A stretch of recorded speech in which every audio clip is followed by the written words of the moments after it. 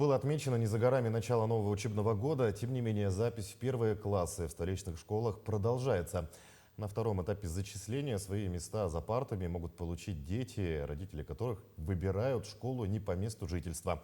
Как подать документы родителям и кто может рассчитывать на поступление в этом году, знает Надежда Стаханская.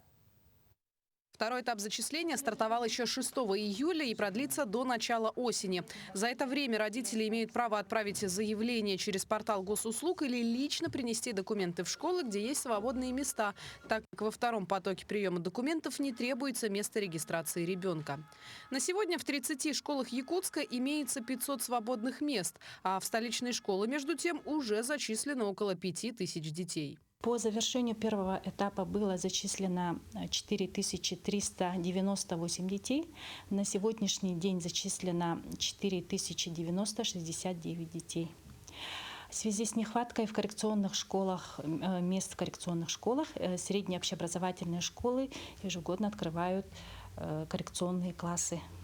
В этом году коррекционные классы открылись в 26-й, 30-й и Мархинской школе номер 1. Можно подать заявление на оставшиеся места. Места остались только на окраинах и пригородных школах.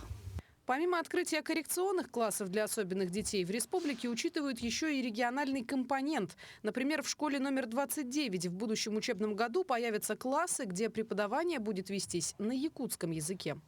В этом году в нашей школе мы открыли 6 первых классов. Один из них якутский класс обязательно. Так как мы открываем 6 классов, учителя все есть, все готовы, прошли курсы по единым требованиям. На втором этапе детей зачисляют на свободные места в порядке очередности, поэтому дата подачи заявления в этом случае имеет значение.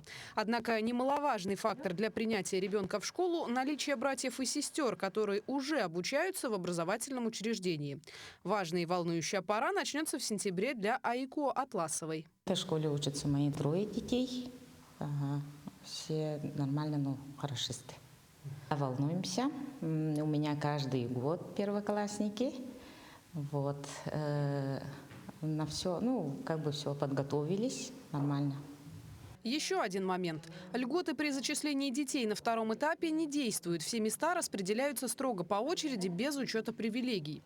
А вот детей не по месту прописки будут принимать на свободные места вплоть до 5 сентября, где приказ о зачислении школа сформирует в течение 5 рабочих дней после передачи оригиналов документов.